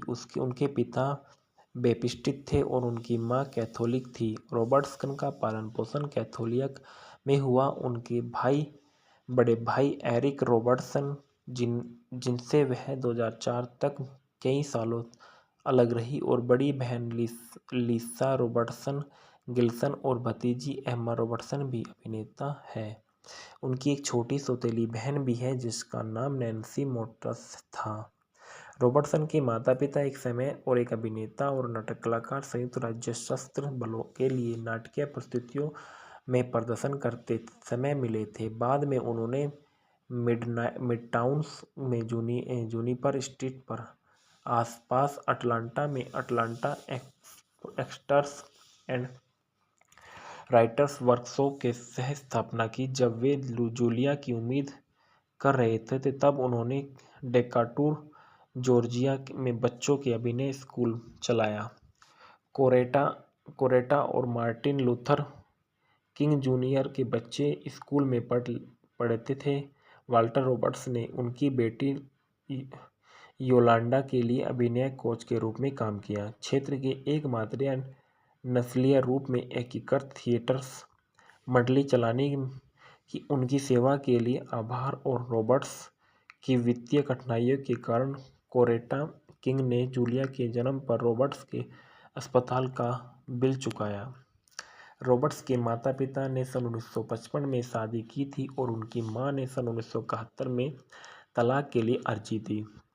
सन 1972 की शुरुआत में तलाक के अंतिम रूप दिया गया और सन 1972 से रॉबर्ट्स स्मिर्ना जॉर्जिया में रहती थी, जहां उन्होंने फिट्जहुक ली और Elementary School, Griffin Medium High School और कैपेल बाई हाई स्कूल में पढ़ाई की। सन 1972 में उनकी मां ने माइकल मोटस से शादी की ली, जो अपमानजनक और अक्सर बेरोजगार था। रॉबर्ट्स उससे घृणा करती थी। दंपति की एक बेटी थी नैन्सी, जो 9 फरवरी 2014 को 37 साल की उम्र में एक ड्रग ओवरडोज में मर गई थी।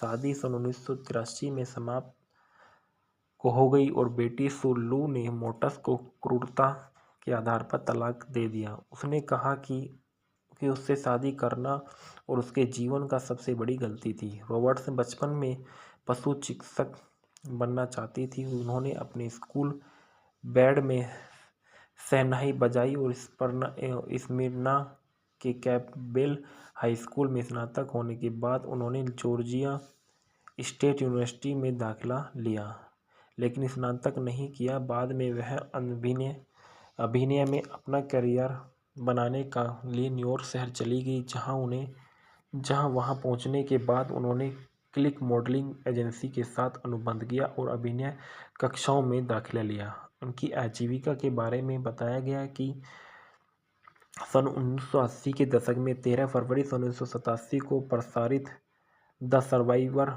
एपिसोड में डेनिस फरीना के साथ सीरीज क्राइम स्टोरी से पहले सीजन के एक किशोर बलात्कार पीड़िता के रूप में अपनी पहली टेलीविजन उपस्थिति के बाद रॉबर्ट्स ने ड्रामेडी सेटिस्फैक्शन सन 1988 में एक बैंड सदस्य के रूप में लियाम नीसन और जस्टिन बैटमैन के साथ गर्मियों के लिए गिर की तलाश में अपनी पहली उपस्थिति के साथ बड़े पर्दे पर शुरुआत की।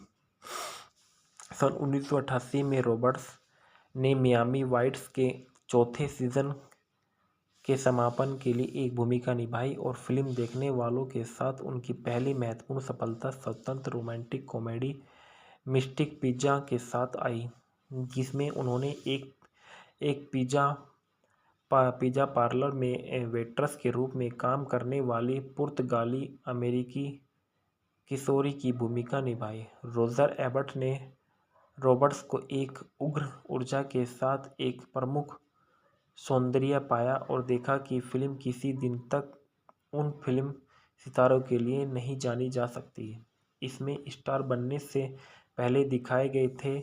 इस फिल्म के सभी युवा नेताओं को वास्तविक प्रतिभा थी। स्टील मैग्नीशियम सन 1989 में, जो रॉबर्ट्स हॉलिंग्स के सन 1989 के इसी नाम के नाटक पर एक फिल्म रूपांतरण था। रॉबर्ट्स को मधुमेह से पीड़ित एक युवा दुल्हन की भूमिका निभाई और जिसमें सैली फील्ड्स और डॉली पार्टन और शर्ली मैकलेन और डैरिल हन्ना भी थे। फिल्म निर्माता लॉरा डर्न और विनोना राइडर दोनों को देख रहे थे। एक कास्टिंग डायरेक्टर ने जोर देकर कहा कि रॉबर्ट्स को देखें, जो उस समय मिस्टिक्स पिज़्ज़ा का फिल्मांकन कर रही थी। हॉर्लिंग ने कहा कि वह कमरे में चली गई और उसकी मुस्कान ने सब कुछ रोशन कर दिया, और मैंने कहा कि वह मेरी बहन है, इसलिए वह पार्टी में शामिल हो गई और वह शानदार थी। निर्देशक हर्बर्ट रोस नवांगतुंग रॉबर्ट्स के प्रति बेहद सख्त थे और सैली फील्ड ने स्वीकार किया कि वह जूलिया के पीछे प्रतिशोध के साथ गए थे। वह उनकी पहली बड़ी फिल्म थी और फिर भी जब यह फिल्म रिलीज हुई तो यह आलोचनात्मक और व्यावसायिक रूप से प्रिय थी, और रॉबर्ट्स ने उनके प्रदर्शन के लिए पहला अकादमी पुरस्कार नामांकित किया और पहला गोल्डन ग्लोब पुरस्कार जीता। मोशन पिक्चर दोनों प्राप्त हुई। सन 1990 के दशक में देखा गया। सन 1989 के अकादमी पुरस्कार के लिए नामांकन के बाद रॉबर्ट्स ने दुनिया भर में दर्शकों का ध्यान तब आकर्षित किया जब उन्होंने सन 1990 में सिंड्रेला, पाइगमेलियोनेस्क कहानी, प्रीटी वुमन और रिचर्ड गेरे के साथ अभिनय किया, जिसमें उन्होंने सोने के दिल वाली एक मुखर फ्रीलांस वेश्या की भूमिका निभाई, और यह भूमिका तब जीती जब वह मिशेल फिफर, मोली रिंगवॉल और गेग यान और जेनिफर जेसन लेह और कैरेन एलन और डेरिल हन्ना इसे ठुकरा दिया। इस भूमिका के लिए उन्हें दूसरी बार ऑस्कर नामांकन भी दिलाया गया और सर्वश्रेष्ठ अभिनेत्री के रूप में दूसरी बार गोल्डन ग्लोब अवार्ड जीता। सर्वश्रेष्ठ अभिनेत्री मोशन पिक्चर के रूप में भाग के लिए उन्हें काफ़ी अच्छा भुगतान भी किया गया। फिल्म में रॉबर्ट्स द्वारा पहनी गई लाल पोशाक के लिए सिनेमा में सबसे प्रसिद्ध गाउन में से एक माना जाता था। प्रीटी वुमन के बाद उनकी अगली फिल्म रिलीज जोएल सुकान की अलौकिक थ्रिलर और फ्लैट टाइमर्स थी, जो 1990 में आई, जिसमें रॉबर्ट्स ने 5 छात्रों के रूप में एक अभिनय किया जो गुप्त प्रयोग कर रहे थे, जो निकट मृत्यु के अनुभव पैदा करते थे। उत्पादन को एक ध्रुवीकृत आलोचनात्मक स्वागत मिला, लेकिन इसने बॉक्स ऑफिस का लगभग कमाया। तब तक इसे एक पंथ फिल्म माना जाता था। सन 1991 में रॉबर्ट्स ने thriller spilling with the enemy में और आयोवा में एक नया जीवन शुरू करने की कोशिश कर रही थी कि पस्त पत्नी की भूमिका निभाई, और स्टीवन स्पीलबर्ग को फंतासी फिल्म हुक के एक पंखों द्वारा 6 इंच लंबी टॉम बोइस, टिंकरबेल और एक निर्देशक जोयस शुमाकर के साथ अपने दूसरे सहयोग रोमांस ड्रामा ड्राइव में एक यंग में से एक लेकिन शतक नर्स की भूमिका निभाई थी। रॉबर्ट्स के स्क्रीन के 2 साल का अंतराल दिया गया, जिसके दौरान वह रॉबर्ट्स अल्टमैन की द प्लेयर में एक कैमियो भूमिका के अलावा किसी अन्य फिल्म में नहीं दिखाई दी। सन 1993 की शुरुआत में वह एक पीपल पत्रिका के कवर स्टोरी का विषय थी, जिसमें पूछा गया था कि जूलिया रॉबर्ट्स को क्या हुआ। रॉबर्ट्स ने जॉन ग्रिशम के इसी नाम के उपन्यास पर आधारित थ्रिलर द प्लेकिन ब्रिज में डेंजल वाशिंगटन के साथ अभिनय किया, और इसमें उन्होंने एक युवा कानून की छात्र की भूमिका निभाई जो एक साजिश का पर्दाफाश करती है, जिससे वह खुद और दूसरों को खतरे में डाल देती है। फिल्म व्यावसायिक रूप से सफल रही और जिसने दुनिया भर में $114.2 मिलियन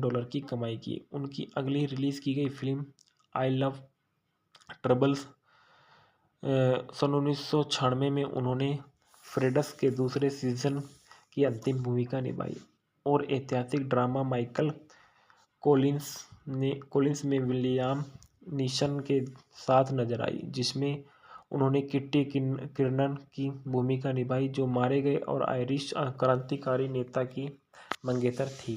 स्टीवन फियर्स की मैरी रेली उनकी दूसरी सन 1996 की फिल्म आलोचनात्मक और व्यावसायिक रूप से सफल रही। सन 1990 के दशक के अंत तब रॉबर्ट्स ने रोमांटिक कॉमेडी शैली में नई सफलता का आनंद लिया। पीजे होंगन की माई बेस्ट फ्रेंड्स वेडिंग सन 1997 में उन्होंने डरमोट मुलोनी, कैमरून डिज़ाइन और रूपर्ट एवर्ट्स के साथ एक खाद्य समीक्षा की भूमिका निभाई, जिसे पता चला कि वह अपने सबसे अच्छे दोस्त से प्यार करती है और जब वह किसी और से शादी करने का फैसला करता है तो वह उसे वापस जीतने की कोशिश करती है। तब तक की सबसे अच्छी रोमांटिक कॉमेडी में इससे एक मानी जाने वाली रोटन टमाटोज पर इसको 59 समीक्षाओं के आधार पर 73% की स्वीकृत रेटिंग दी गई थी, जिसमें आलोचनात्मक सहमति थी कि जूलिया रॉबर्ट्स के आकर्षक प्रदर्शन और शैली का एक विध्वंसक स्पिन के लिए धन्यवाद। माई बेस्ट फ्रेंड वेडिंग में एक ताज़ा मनोरंजक रोमांटिक कॉमेडी अपनी अगली फिल्म रिचर्ड्स डोनर की राजनीतिक थ्रिलर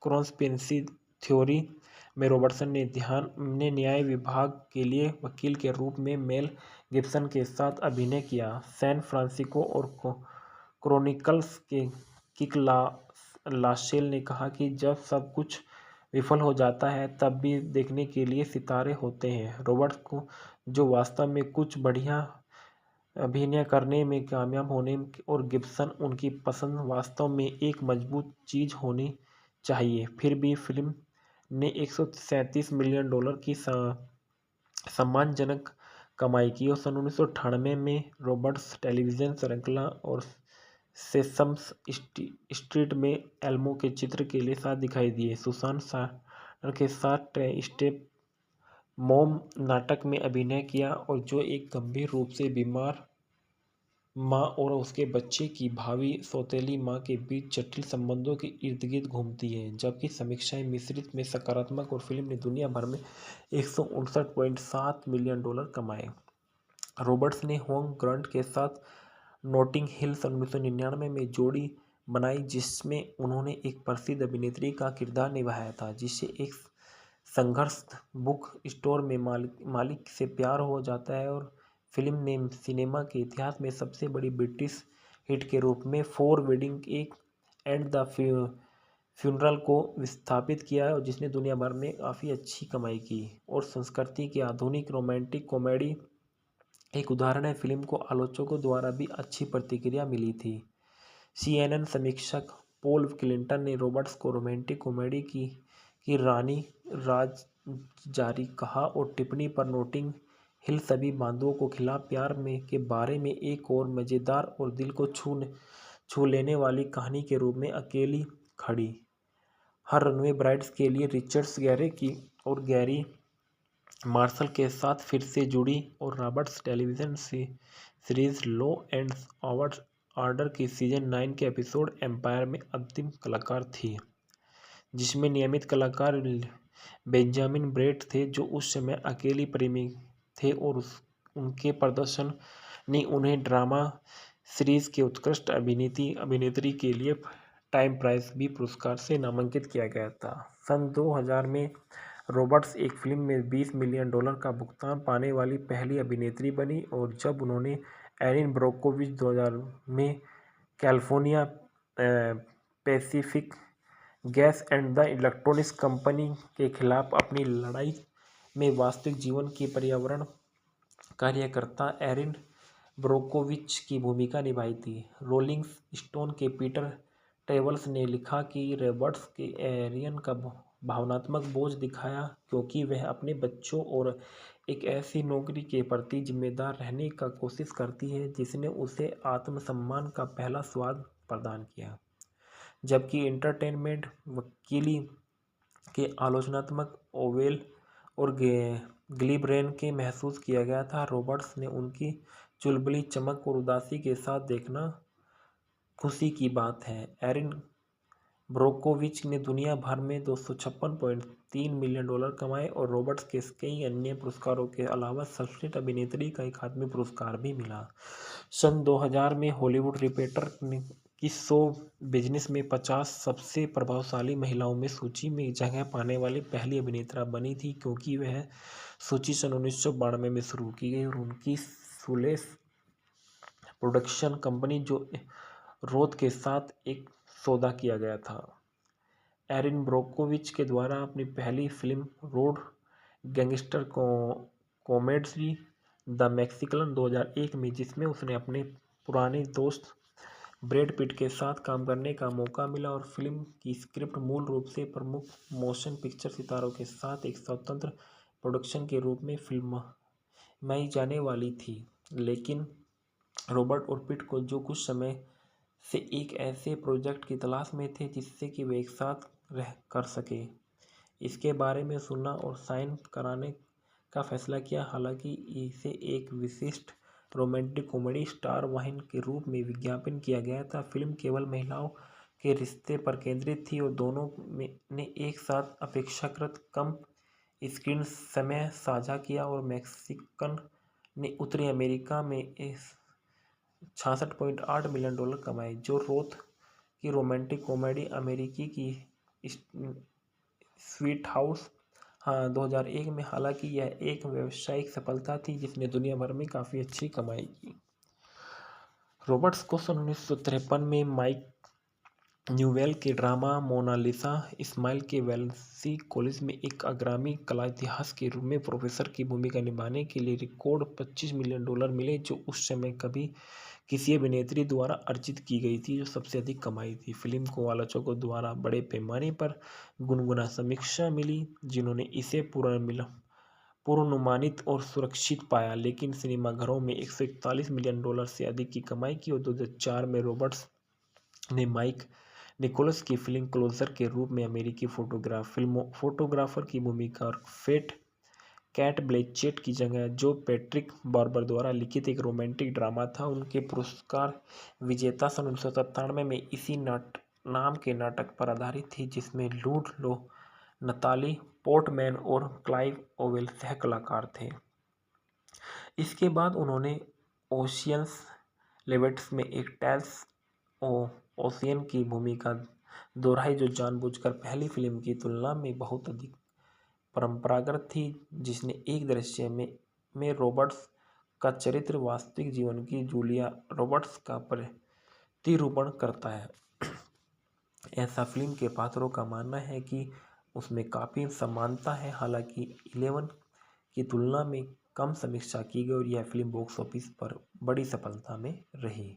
इसके बाद देखा गया कि स्वतंत्र नाटक और fire spite in the garden, जिसमें रॉबर्टसन ने एक ऐसी मां की भूमिका निभाई जिसकी मृत्यु कहानी की गति प्रदान करती है, जो इसे यूरोपीय सिनेमाघरों में दिखाए जाने से पहले 2008 में बर्लिन अंतर्राष्ट्रीय फिल्म महोत्सव में प्रदर्शित किया गया था। इसे 2011 तक उत्तर अमेरिका रिलीज नहीं मिली और रॉबर्ट्स ने कॉमिक्स थिएटर डुप्लेसिस 2009 में क्लाइव ओवेन के लिए विपरीत एक जटिल धोखाधड़ी को अंजाम देने के लिए अन्य जासूस के साथ सहयोग करने वाली सीआई एजेंट की भूमिका निभाई थी और मिश्रित समीक्षाओं के और मध्यम बॉक्स ऑफिस पर रिटर्न बावजूद एओ स्कॉट ने उनके प्रदर्शन की प्रशंसा की और सूरी रॉबर्ट्स ने लगभग पूरी तरह से क्रूर अमेरिका की प्रिय व्यवहार के रूप में पीछे छोड़ दिया गया था, सिवाय जब वह उन्हें रणनीति के रूप में निरस्त या भ्रमित करने के लिए उपयोग करती थी। इसके बाद बताया गया कि प्रीटी वुमन के निर्देशक के बारे में, जो गैरी मार्शल है। गैरी मार्शल का पूरा नाम गैरी कैट मार्शल है। इनका जन्म 13 नवंबर सन 1934 में हुआ था। एक अमेरिकी पटकथा लेखक और फिल्म निर्देशक, निर्माता और अभिनेता थे। द लूसी शो और The Dick Van Dyke Show एक लेखक के रूप में अपने कैरियर की शुरुआत किया, जब तक कि उन्होंने नील साइमन के नाटक द ओड कपलर का टेलीविजन रूपांतरण विकसित नहीं किया। सन 1970 के दशक में एबीसी सिटकॉम हैप्पी जेड बनाने के लिए उन्हें प्रसिद्धि मिली। इनका जन्म न्यूयॉर्क शहर, न्यूयॉर्क, अमेरिका में हुआ था और Alma matter north western university थी। इनका व्यवसाय पटकथा लेखक, फिल्म्स और निर्देशक, निर्माता और अभिनेता थे। इनके जीवन साथी बारबरा सू वेल्स से इनकी शादी सन 1963 में हुई। मार्शल ने कई फिल्मों में निर्देशन किया, जिनमें से यंग डॉक्टर्स इन लव सन 1982, द फ्लेमिंग किड सन 1984, नथिंग इन कॉमन सन 1986, ओवरबोर्ड सन 1987, बीचेस सन 1988, प्रिटी वुमन सन 1990, फ्रेडी एंड जॉनी सन 1991 और एंजिक स्टूडेंट सन 1994 जैसी बहुत जैसी फिल्मों में ये इन्होंने अपना किरदार निभाया। प्रारंभिक जीवन और कैरियर के बारे में बताया गया है कि गैरी कैड मार्शल का जन्म न्यूयॉर्क शहर के बॉक्स में 13 नवंबर 1934 को हुआ था, जो औद्योगिक फिल्मों में निर्देशक के निर्माता और Anthony Tony Masciarelli Anthony Wallace Marshall के टेम्प हाउस स्कूल की मालिक और शिक्षिका मोर्जरी आइनी के इकलौते बेटे और सबसे बड़े बच्चे थे। वे अभिनेत्री निर्देशक पेनी मार्शल और टेलीविज़न निर्माता रोनी मार्शल होलिस के साथ भाई थे। उनके पिता इतालवी वंश के थे। उनके परिवार में सैन मार्टिलोन सुल्ला मारुइसिना और चिप्टी अरबुजो से आया था। उनकी माँ जर्मन, अंग्रेजी, आयरिश और स्कॉटिश वंश की थी। उन्होंने दाविड दाविड क्लिंटन हाई स्कूल और नॉर्थ वेस्टर्न यूनिवर्सिटी में पढ़ाई की, जहां उन्होंने द डेली नॉर्थ वेस्ट के लिए एक खेल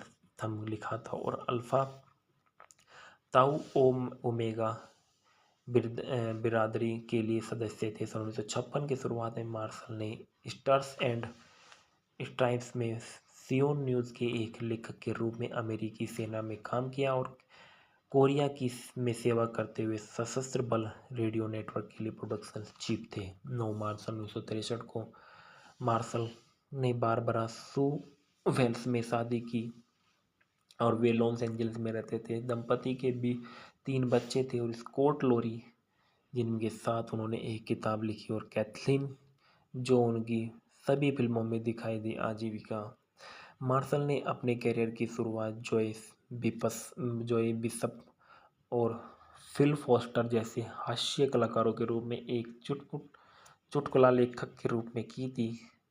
the tonight show with Jack Paar के लिए एक लेखक बिना गए। उन्होंने मूल रूप से लेखक फ्रेड फ्रीमैन के साथ भागीदारी की। सन 1961 में वह फ्रीमैन हॉलीवुड चले गए, जहां उन्होंने द जॉय बिशप शो पर एक सिटकॉम लिखना शुरू किया। हालांकि फ्रीमैन ने पाया कि उन्हें सिटकॉम के काम में मज़ा नहीं आया और वे वापस न्यूयॉर्क का चले गए, और मार्शल ने लेखन के साथ जेरी बेल्सन के साथ मिलकर काम किया और दोनों ने सन 1960 के दशक के एक साथ काम किया। इस जोड़ी ने The Dick Van Dyke Show, The Joey Bishop Show, The Danny Thompson Show और द लूसी शो काम किया। निर्माता के रूप में उनकी पहली टेलीविज़न सीरीज है लैंडलॉर्ड्स थी, जो एक सीजन 1966 से लेकर 67 तक चली।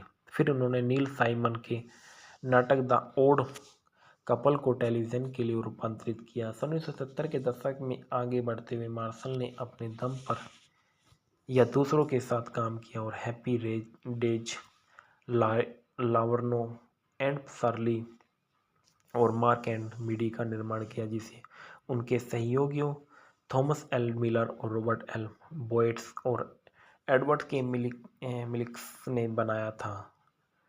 मैकिन ने सह निर्माता भी थे, जिनका निर्माण भी तीनों पुरुषों ने किया था। सन 1980 के दशक की शुरुआत में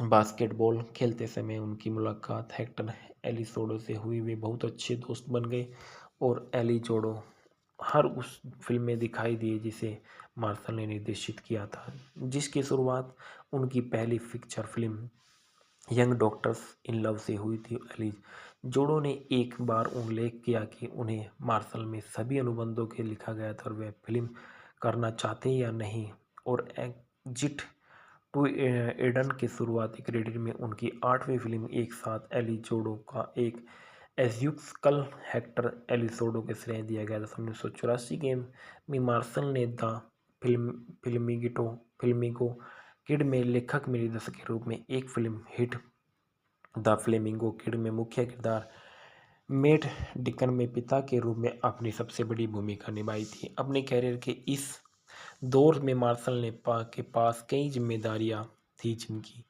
उनकी ज़्यादातर हिट टेलीविज़न सीरीज़ का निर्माण और कार्य निर्माण उन्होंने भी किया था, और उनका पहला निर्माण कार्य सन 1966 में लॉर्ड्स के साथ किया था और अगले साल उन्होंने द लूसी शो का निर्माण भी करते हुए कदम बढ़ाया। इसके बाद द ओड कपल और Larman and Shirley, Blasky beauty, मॉड एंड मिडी, एंजी और हैप्पी डेज में निर्माण की सफलता मिली। 4 स्टार्स नामक सी की एक परियोजना का निर्देशन लिंडकर गुडफ्रेड्स ने किया था और वह एक नाटक पर आधारित थी जिसे गुडफ्रेड ने ली स्ट्रेसबर्ग सेंट्रल में पढ़ते समय पढ़ा था, जिसे जॉन सुल्टे और केविन माहोली ने लिखा था और इसे जूली पेरिस और बर्ट क्रेमर ने अभिनय किया था। बाद में सुल्टे ने टीवी के दिग्गज लेखक और निर्माता फ्रेड फोकस जूनियर के साथ सहलेखन किया और जिन्होंने हैप्पी डेज के लॉर्व एंड शार्ली सहित मार्शल की कई टेलीविजन श्रृंखलाओं का लेखन और निर्माण किया। मार्शल ने पिक्चर फिल्म निर्देशक में ध्यान केंद्रित किया, जिसमें बीचेस, प्रीटी वुमन और द प्रिंसेस डायरीज और वल्टेनाइज और न्यू ईयर्स एवी जैसी कई हिट फिल्में शामिल थी। के बाद देखा गया प्रीटी वुमन का छायांकन चार्ल्स मिस्की ने किया था। चार्ल्स मिस्की का पूरा नाम चार्ल्स डेविड मिस्की था और एक अमेरिकी छायाकार और उन्होंने फिल्म निर्देशक गैरी मार्शल के साथ उनके लगातार सहयोग के लिए भी जाना जाता था। उनके साथ काम में pretty woman, dear gods, raising Helen, the princess diaries, two royal gentleman और valentine day, new years eve और मदर्स डे शामिल थे। इनका पेशा छायाकार था और सक्रिय वर्ष सन 1985 से लेके वर्तमान तक रही। इसके बाद देखा गया जो इसके संगीत प्रीटी वुमन के जो संगीतकार थे वो जेम्स न्यूटन हावर्ड्स थे। जेम्स न्यूटन हावर्ड्स एक अमेरिकी फिल्म संगीतकार, निर्माता और कीबोर्डिस्ट। उन्होंने 100 से ज़्यादा फिल्मों में संगीत दिया और उन्हें ग्रैमी अवार्ड्स और एमी अवार्ड्स और अकादमी अवार्ड्स के लिए 9 नामांकन प्राप्त हुए। उनके फिल्म स्कोर में प्रीटी वुमन भी सन 1999 में शामिल थी और उन्होंने निर्देशक एम नाइट श्यामलन और फ्रांसिस लॉरेंस के साथ बड़े पैमाने का सहयोग किया। उन्होंने द सिक्स्थ सेंस सन 1999 के बाद श्यामलन की 8 फिल्मों में आई एम लीजेंड 2007 के बाद लॉरेंस की सभी फिल्मों के लिए संगीत दिए। उन्होंने एडवर्ड्स, जिविक, माइकल और Hoffman, PJ Hogan, Andrew Davis, Lawrence Kasdan, Joe Johnston, Taylor Hackfords, Ivan Reitman, Joel Schumacher और डेविड येट्स और बारबरा स्ट्रीसैंड जैसे अन्य निर्देशकों के साथ भी काम किया था। इनका जन्म 9 जून सन 1951 में लॉस एंजल्स, कैलिफोर्निया, अमेरिका में हुआ था।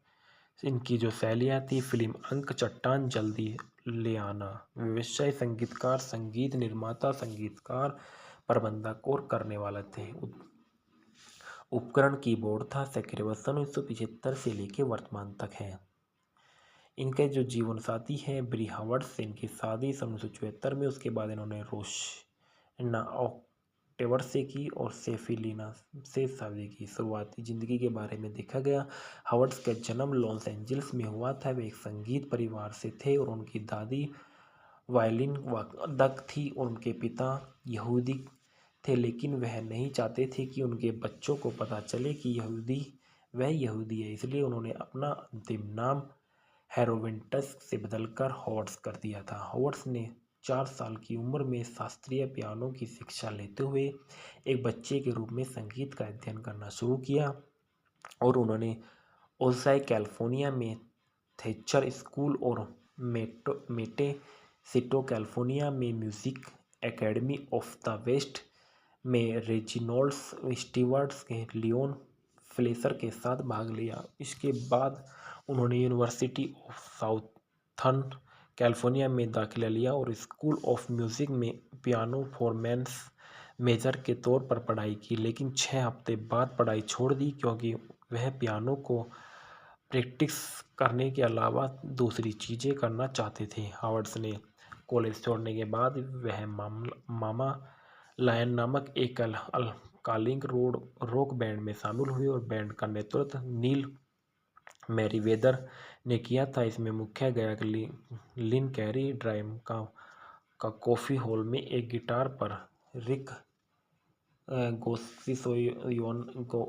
गोक्सियोना शामिल थे और मामा लायन ने 2 पूर्ण लंबाई वाले एल्बम रिकॉर्ड किए और मामा लायन ने सदस्यों में हैवी क्रूजर बैंड का भी गठन किया, जिसमें अब मेविल वेदर मुख्य गायक थे, जिन्होंने 2 एल्बम रिकॉर्ड किए जिनकी शैली हार्ड रॉक के करीब थी, लेकिन इसमें साइकेडेलिक और प्रगतिशील प्रभाव की दिखाई दी। इसके बाद उन्होंने डायना रोस, रिंगो स्टार और हैरी निल्सन सहित सैकड़ों के साथ एक संगीत में कुछ वर्षों तक काम किया था। इसके बाद बताया जाता है कि जो इस फिल्म के मुख्य उत्पादक थे उनके बारे में, जिसके द्वारा प्रीटी वुमन के अब लिखे गए, जो लिखी थी प्रीटी वुमन को लिखने वाले J.F. लॉन्टन थे। J.F. लॉन्टन का पूरा नाम जोनाथन फ्रेडरिक लॉन्टन था। वे एक अमेरिकी पटकथा लेखक और निर्देशक थे। उनकी स्क्रिप्ट क्रेडिट के बॉक्स ऑफिस पर हिट रही और pretty woman, mister blackman, under siege 2, dark territory, the हेंटेस चैन रिएक्शन जैक्सन और सीरीज VIP शामिल है। J.D. एथेंस के छब्बा नाम का एक तहत लॉन्टन ने कैनिबल्स वुमन्स इन द एवक्वेंडे में ऑफ द पिज्जा मैन लिखे और शामिल किए गए। इनका जन्म 11 अगस्त 1960 में रिवरसाइड, कैलिफोर्निया, अमेरिका में हुआ था। व्यवसाय फिल्म निर्देशक, निर्माता, पटकथा और लेखक थे। इसका वर्ष 1989 से लेकर वर्तमान तक है। जीवन साथी पाउला लॉन्टन है। प्रारंभिक जीवन J.F. लॉन्टन लेखक के उपन्यासकार हैरी लॉन्टन और पियानो वादक जॉर्जी लियानो लॉन्टन के बेटे और एक जोड़ा कैलिफोर्निया विश्वविद्यालय में भाग लेने के दौरान बर्कले कैलिफोर्निया में मिला था और बाद में एक जोड़ा से रिवरसाइड चला गया, जहां हैरी को द फ्रेंच इंटरप्राइज के लिए रिपोर्ट किया के रूप में काम पर रखा गया और जहां से वे J.F. का जन्म हुआ। बचपन के J.F. लॉन्टन को गंभीर डिस्लेक्सिया था, जिससे स्कूल का जीवन कठिन था और अपने जीवन की अक्षमता को नियंत्रित करने के लिए उन्हें कई वर्षों तक अभिनय की कड़ी मेहनत करनी पड़ी। जब लॉन्टन को अभी भी प्राथमिक विद्यालय में थे, उनके पिता उपन्यास विली बॉय और एंजल्स हेटमैन में एक रॉबर्ट्स अभिनय का फिल्म बनी गई और टेल देम विली बॉय के द इंजीनियर में निर्माण के दौरान हैरी J.F. को सेट पर ले जाता था, जिससे उनके बेटे की फिल्म निर्माण की सक्रिय प्रक्रिया के अवगत कराया जाता था। उस क्षण को मोहित होकर लॉन्टन ने निर्धारित किया कि वह पटकथा लेखक बनेंगे और हमेशा जिज्ञासु लॉन्टन अपने आसपास के वातावरण का अवलोकन करते हुए उसके बारे में लिखते। हालांकि अपने डिसलेक्सिया के कारण उन्होंने अपनी पहली कहानियों को कागज पर लिखने से 2 गुना समय लगता था। हाई स्कूल में लॉन्टन ने लघुकथाएं, नाटक और पटकथाएं लिखनी जारी रखी। रिवरसाइड के John W. Ninth high School में स्नातक के बारे में उन्होंने फिल्म निर्माण का अध्ययन करने के लिए लॉन्ग बीच में कैलिफोर्निया स्टेट यूनिवर्सिटी में दाखिला लिया। वहां उन्होंने 2 लघु फिल्मों द आर्टिस्ट और रेनेसा लिखी। निर्देशक और संपादक की पहली एक फ्यूचरिस्ट थ्रिलर थी, जिसमें मुख्य किरदार अपने पीड़ितों को मारता है और उनकी तस्वीरें लेता है और उन्हें अपनी कला प्रदर्शनियों में रखता है। दूसरी रेनेसा एक छोटी हॉरर फिल्म थी, जिसमें दुखवादी यौन शिकारी हर रात अपने शिकार पर हावी होता है और उसे मारता है, लेकिन अगली सुबह उसे फिर से जीवित कर देता है ताकि वह चक्र फिर से शुरू हो जाता है। और दोनों शॉर्ट्स को कॉलेज फिल्म फेस्टिवल सर्किट में पुरस्कार विजेता रहे। जीविका के बारे में बताया गया। सन 1980 के दशक में कॉलेज के बाद लॉटन लॉस एंजिल्स चले गया, जहां हॉलीवुड बुलेवार्ड्स में और वेस्टर्न एवेन्यू के पास गए, और जो उस समय के लॉस एंजिल्स में सबसे अधिक अपराध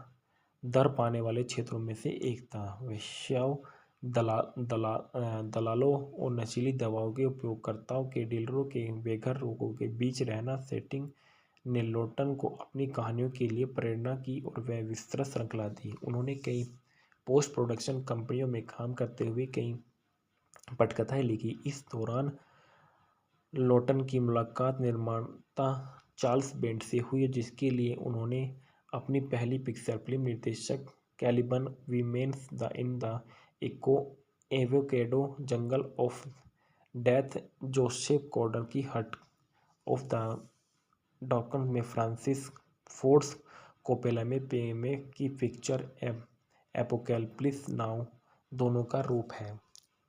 लॉटन के गृह नगर रिवरसाइड में 2 सप्ताह से भी कम समय में शूट की गई इस फिल्म में उनके लंबे समय के दोस्त कॉमेडियन बिल माहर और प्लेबॉय प्लेटमेट सेशन और ट्वीड और हर अभिनेत्री एड्रियन बारब्यू ने अभिनय किया। यह एक पसंदीदा और देर रात का केबल स्टेपल बन गया।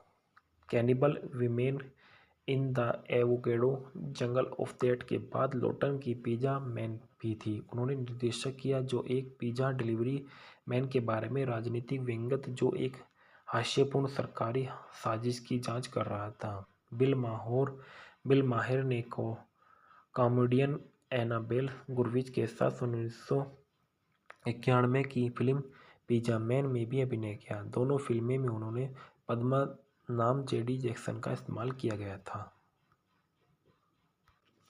प्रिटी वुमन का उत्पादन आर्नेल मिल्चन ने किया था। आर्नोल्ड मिल्चन एक इजरायली अरबपति व्यवसायी फिल्म निर्माता और पूर्व जासूस थे। वे 130 से अधिक पूर्ण लंबाई वाली मोशन पिक्चर्स में शामिल रहते थे और प्रोडक्शन कंपनी रीजेंसी एंटरप्राइज में संस्थापक थे। रीजेंसी की फिल्म क्रेडिट में 12 एयर्स, ए रेबेल और ए जेफ फकटे, फिट फाइट क्लब्स और मिस्टर एंड मिसेज स्मिथ शामिल हुए। मिचेल ने एएलएल कॉन्फिडेंस और द रेवेनेंट के लिए सर्वश्रेष्ठ फिल्म के लिए अकादमी पुरस्कार के लिए 2 नामांकन अर्जित किए। मिल्चन 1960 के दशक के मध्य से 1980 के दशक में मध्य तक एक इजरायली खुफिया ऑपरेटिव थे। इनका जन्म 6 दिसंबर 1944 को रोहेवोत अनिवार्य फिलिस्तीनिया में हुआ था। व्यवसाय फिल्म निर्माता और इनका जीवनसाथी थी ब्रिगिट जेनेमेयर, जो तलाकशुदा थी अमांडा क्वाइजर से। जनवरी 2024 में फोर्ब्स ने अनुमान लगाया कि मिल्चन की कुल संपत्ति 3.3 बिलियन अमेरिकी डॉलर, जो दुनिया भर में 947 के स्थान पर है, जो इजराइल में 13वें सबसे बड़े अमीर थे। प्रारंभिक जीवन मिल्चन का जन्म रेहोवोट अनिवार्य फिलिस्तीनी में हुआ था, एक यहूदी परिवार में हुआ था। उनकी एक बहन है जिसका नाम डालिया है और उनकी मां रब्बी विल्ना गोल और यूरोपीय यहूदी शिष्यों की वंशज थी, जो 19वीं सदी के शुरुआत में इजराइल आए और वह देश के अपने परिवार की 8वीं पीढ़ी बन गए। व्यवसाय एंड कैरियर। उनका जो व्यवसाय था, उनके पिता एक उर्वरक कंपनी के मालिक थे, जो मिलन की 21 साल की उम्र में उनके पिता की अचानक मृत्यु के बाद विरासत में मिली थी। इन वर्षों में मिल्चन ने कंपनी को एक सफल राजनीतिक व्यवसाय में बदल दिया और उन्होंने London school of economics degree की भी हासिल की। इसके पहले कि वह उनकी कंपनी लेकेम में भर्ती हो गए, जो एक गुप्त इजरायली खुफिया संगठन थी, जो इजराइल के परमाणु कार्यक्रम और अन्य अत्यधिक गोपनीय कार्यों में प्रौद्योगिकी की ओर सामग्री प्राप्त करने के लिए जिम्मेदार थी।